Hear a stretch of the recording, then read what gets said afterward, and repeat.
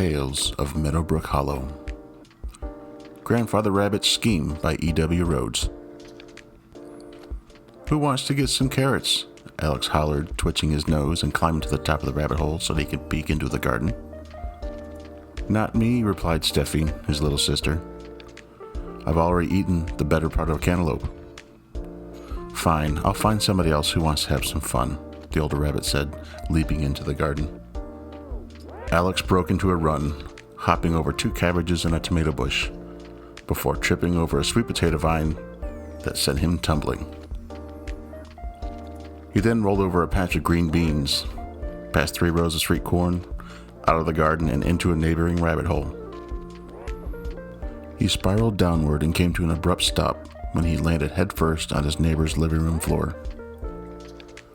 Alex, mind your manners, Mrs. Brussel scolded. You know better than to come in before being invited. Alex sheepishly rubbed his head and said, I'm sorry, is Raya home? Before Mrs. Brussel could answer, Raya poked her head around the bedroom door, skipped into the living room, grabbed Alex's paw, and pulled him out of the rabbit hole at garden's edge. The sunlight bounced off the vegetable leaves and into the 2 bunnies' eyes. Raya squinted, then looked at Alex and said, I'm hungry. She darted across the garden, hopping over the sweet potatoes, past the tomato bush, and over the cabbage patch before disappearing. Not again, Alex yelled. Where are you? Don't hide from me. You know that we need to be careful because the farmer and his dog are always trying to catch us. Alex searched the garden for his friend. Eventually, he saw Raya's cottontail poking out from inside a large watermelon.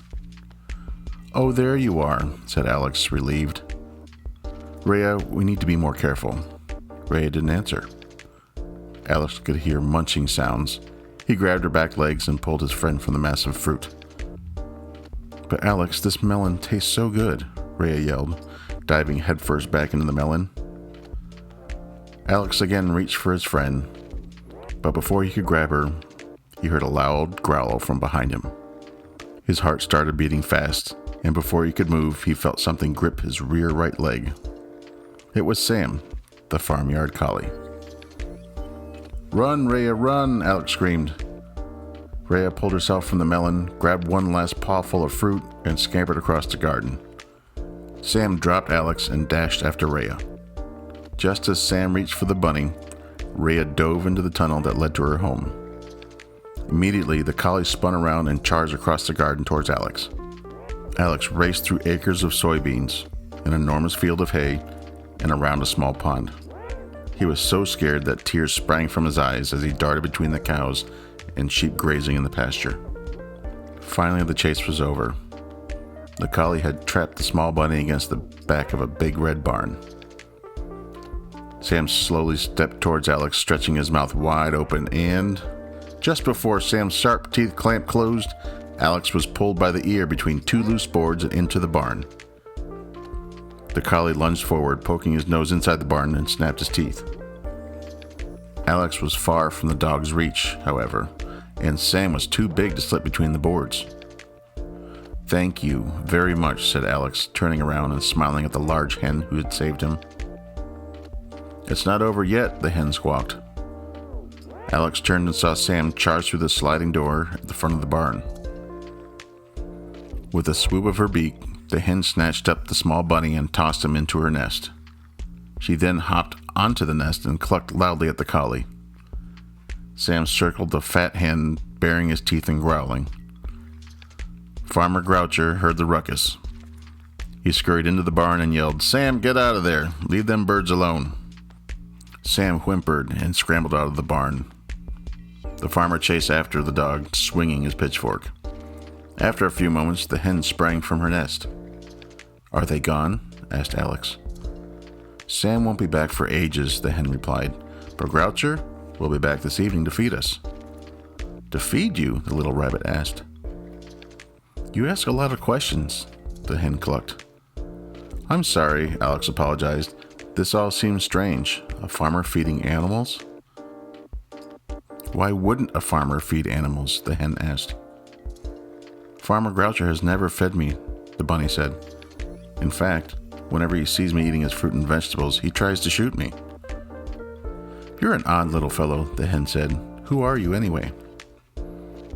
I'm Alex, the bunny replied. I live on the far side of Meadowbrook Hollow at Garden's Edge, next to Farmer Groucher's garden. Who are you? I am Myra, the wisest of all hens, the large bird boasted. You won't be for long, a younger hen squawked. Groucher says he's fixing to have you for dinner. Myra turned to the smaller bird, pecked her sharply on the head, and warned, Get back to your nest, Kayla. What does she mean by that? Alex asked. Farmers raise hens either for eggs or for meat, Myra explained. When a hen gets older and isn't able to lay many eggs, farmers think they aren't worth their keep. How many eggs do you lay? Alex asked. Usually 2 a week, the hen replied. But I'm good at fooling Groucher. I hop on a younger hen's nest when no one is looking so that Groucher thinks I laid somebody else's eggs. You'll get caught! You'll get caught! Kayla squawked from her nest. You better watch out yourself, Kayla, Myra warned. I heard Groucher complaining that there's no money in eggs anymore. He says that if things don't change, he's getting rid of all of us. There won't be a hen left in Meadowbrook Hollow. Kayla shivered and buried her head in her wing. You can come live with me, Alex told his new friend. Thank you very much, Myra responded, but a hen can't live underground. There must be something we can do, Alex said. Don't worry about me, little fella, Myra answered. You've got enough problems with Groucher and Sam. But you saved my life, and I want to do something for you, the bunny replied. Nothing would please me more than knowing that you have gone home safely, the hen said. I can hear the truck leaving. Groucher and Sam will be heading for town. There won't be a safer time. You best be off. Alex hopped to the back of the barn and nudged at the boards with his nose until he found the loose ones. Before pushing his way outside, he turned to Myra, twitched his whiskers, and said, Thanks again. I'm gonna miss you. Be off with you, my friend, the hen clucked. Your family must be worried about you. Can I visit you? Alex asked. Only if you're careful, Myra squawked. Now run along. Alex darted across the pasture, around the pond, through the field of hay, over acres of soybeans, and back to Garden's Edge. Never once did he look back. In the garden, the grand search for Alex was already underway. Alex's mother, grandfather, and sister, as well as Mrs. Brussel and Raya, had begun scouring the garden for him. Here he comes! Here's Alex! Stephie yelled when she saw him. Are you okay? Alex's mother cried, hugging him. It's good to be home, Alex replied. I am okay. Did Sam catch you? Raya asked her friend while she nibbled a large red tomato. Almost, but Myra saved me, Alex explained. Myra? Who is that? Mrs. Brussel asked. She's a big hen, answered Alex. She lives in Groucher's barn.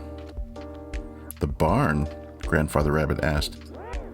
Haven't been there since I was a boy. Alex's mother looked at her son and said, He looks hungry and tired. I think we've asked him enough questions. Alex ate 3 carrots, a turnip, and 4 radishes before he snuggled into his bed. Before long, he had drifted to sleep and was dreaming about Myra. However, the dreams melted into nightmares, filled with terrible outcomes for the hen. At about midnight, Grandfather Rabbit awoke to the sound of whimpering coming from Alex's bed. What's wrong, little fella? The old rabbit asked. Alex sat up, hugged his grandfather, and asked, Why are farmers so mean? What do you mean? Asked Grandfather Rabbit. Well, Groucher is always trying to shoot us, Alex said. He's just protecting what's his, explained Grandfather Rabbit. You'd do the same. Remember when you pulled Raya's tail because she took your carrot? But why would Groucher want to get rid of the hens? Alex asked. They might be getting too expensive to feed, Grandfather Rabbit suggested. I feel really bad. I think he's going to kill Myra, said Alex. She saved my life. I must try to save hers. Maybe I can figure out something. Grandfather Rabbit whispered. Now go back to sleep. Have you come up with a plan yet? Alex asked his grandfather. It was the next morning, and his grandfather was pacing around the garden. I've got an idea, his grandfather replied, but we're gonna need help. Stephie and Raya will help, Alex responded. Go fetch them, Grandfather Rabbit replied, taking a bite of melon. The old rabbit was settled on a head of cabbage when Alex, Stephie, and Raya climbed out of the tunnel that led from Brussel's home and into the garden. We're ready, Stephie shouted to her grandfather. Get me 2 big watermelons, 4 honeydews, 8 corn stalks, 20 feet of grapevines, and a pointed carrot, Grandfather Rabbit said to the bunnies. Yippee! We're going to have a party, Raya exclaimed. They're not to eat, the old rabbit scolded. Now hurry along. The bunnies bustled about, gathering the supplies before returning to Grandfather Rabbit. I'm hungry, Raya whined as she dragged the corn stalks across the garden. Wonderful. I've got the perfect job for a hungry bunny, said Grandfather Rabbit. You can split the watermelons in half and hollow out their insides. That should fill you up. Raya dove on the larger of the 2 watermelons and began feasting on it. Stephie and Alex dragged 20-foot-long pieces of grapevine over to Grandfather Rabbit, who was sitting by a pile of corn stalks, honeydew melons, and watermelons. Just what I need, the older rabbit said, taking one of the pieces of vine. He then connected a honeydew to a corn stalk. Is that a melon sickle? Raya asked. No time for foolish questions, the old rabbit said as he wrestled a watermelon half between the 2 corn stalks. Give me a hand. Grandfather Rabbit then secured the 2 corn stalks, a honeydew, and watermelon half together, and then raised the free ends of the 2 corn stalks. It's a wheelbarrow, Alex hooted. No, the old rabbit replied. It's a melon barrow. There's enough supplies for 3 more, Grandfather Rabbit said. What are you waiting for? The 3 bunnies eagerly assembled their carts. What do we do now? Stephie asked when they were all completed. Everyone pick up a melon barrow, Grandfather Rabbit instructed. Alex will lead the way. Alex rolled his melon barrow to the edge of the garden, made sure that Farmer Groucher and Sam were nowhere to be seen, then looked at his grandfather and the 2 bunnies and commanded, Follow me! He led Stephie, Raya, and Grandfather Rabbit in single file through the soybeans, the field of hay, around the pond, and finally through the pasture. It was early evening, and they reached the back of the big barn. How did we get in? Grandfather Rabbit asked. Alex found the loose barn boards and pried his way into the barn. You 2 wait here, the old rabbit told Stephie and Raya as he followed Alex. Grandfather Rabbit and Alex tiptoed to Myra's nest. We came to save you, Alex whispered. You know I can't live underground, Myra reminded him. Who said anything about living underground? Grandfather Rabbit asked. Tell each of the hens to roll their eggs to the back of the barn. Why? Myra questioned. Just do as I say, Grandfather Rabbit demanded. We don't have much time. After arguing with Kayla, Myra eventually convinced all the hens to give up their eggs.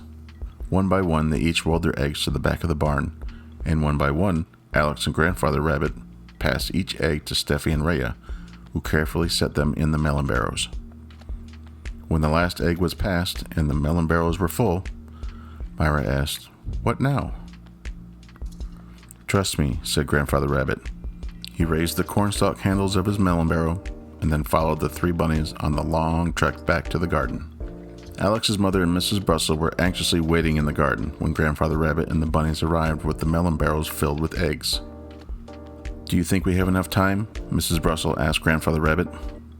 It's almost midnight. If everything is ready, we should have time, the old rabbit assured her.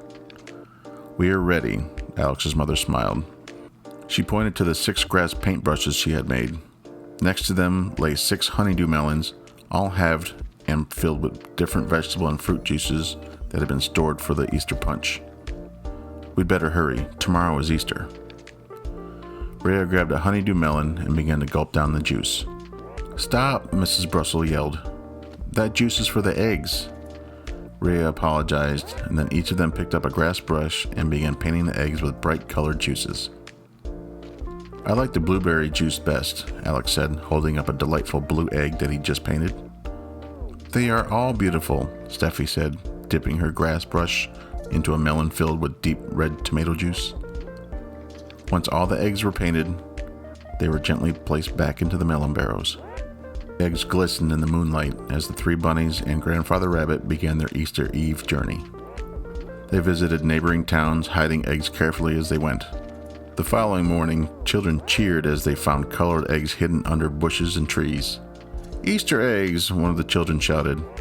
"Easter eggs! Easter eggs!" Children everywhere began to chant, spreading news of an Easter miracle throughout the world. Later that day, word of the colored eggs spread to the Groucher farm. "Why can't my hens lay beautiful eggs?" Farmer Groucher wondered as he opened his barn door.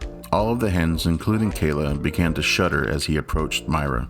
However, as Myra was lifted from her nest, cheers filled the room. In her nest lay the most beautiful egg ever. "I guess eggs aren't such a bad business after all," Groucher said, admiring it. Alex peeked out from a bale of hay and winked at Myra. The following Easter Eve, and every Easter Eve since then, Grandfather Rabbit, Alex, Stephie, and Raya wheeled their melon barrows to the big barn. After a long debate with Kayla, Myra coaxes all the hens into giving up their eggs. And each Easter Eve, Alex's mother and Mrs. Brussel help Grandfather Rabbit and the bunnies paint the eggs with wonderful colors. Easter days are always magical as children awaken to the marvel that beautiful colored eggs bring to the world. The end.